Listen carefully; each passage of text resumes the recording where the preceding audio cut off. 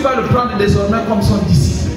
Il dit, au lieu d'être le pêcheur de poissons, je vais faire de toi le pêcheur d'hommes. Amen. Amen. Amen, hein? Amen. Mais Paul va constater un fait. Et ce fait est fréquent dans nos vies, dans notre marche quotidienne et même dans nos pratiques. Paul va se rendre compte. Il est en Antioche. Céphas là qu'on appelle Pierre. Parce que Céphas veut dire Pierre.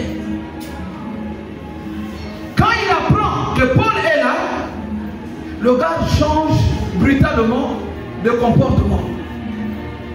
Il veut se passer désormais pour un saint, alors que Paul était informé qu'il vivait à la manière des païens. Lui pourtant serviteur de Dieu, mais se comportait plus comme un païen et pas comme un serviteur de Dieu. Paul va donc s'opposer à lui en lui disant, mais si toi qui es juif, tu vis à la manière des païens, parce qu'avant que les autres n'arrivent, tu mangeais avec les païens, tu buvais avec les païens, tu étais dans les milieux païens et tu te comportais comme un païen. Amen. Hein? Amen. Est-ce que quelqu'un suit ça là? Amen.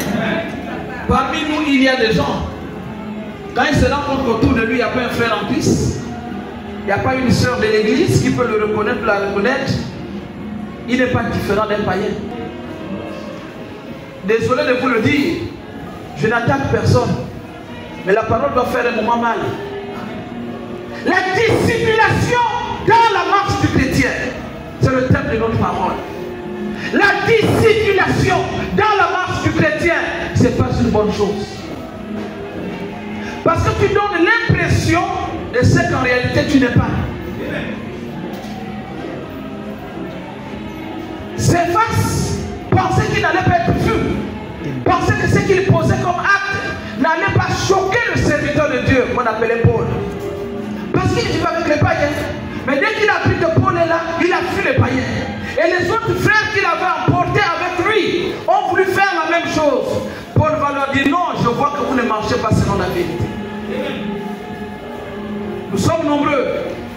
Tous les jours que Dieu fait sous le ciel, beaucoup de serviteurs de Dieu ne le sont que quand ils sont en situation.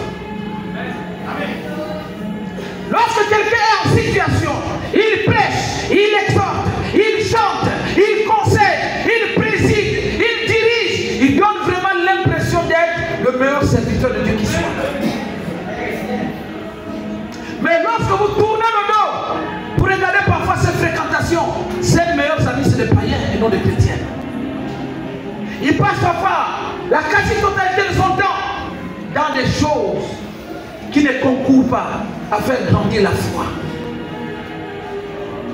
Je sais qu'il y en a beaucoup qui se disent chrétiens de bout de parole, chrétiens parce qu'ils ont la rhétorique, ils maîtrisent la parole.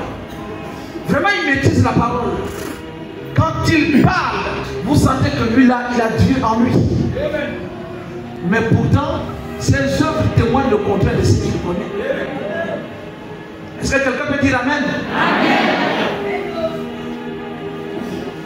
Et lorsque j'ai poussé la réflexion plus loin, dans la dissimulation, dans la marche du chrétien, oh bien-aimé, il y a un fait qui est tout à fait irréfutable. Parce qu'ici, Paul dit qu'il s'oppose à Céphas parce que Céphas est répréhensible. C'est-à-dire qu'il est reprochable. Mais il y a un fait que nul ne pourrait occulter, sinon cacher devant Dieu. C'est que Dieu te connaît mieux que toi-même. Dieu te connaît mieux que tes amis que tu fréquentes. Dieu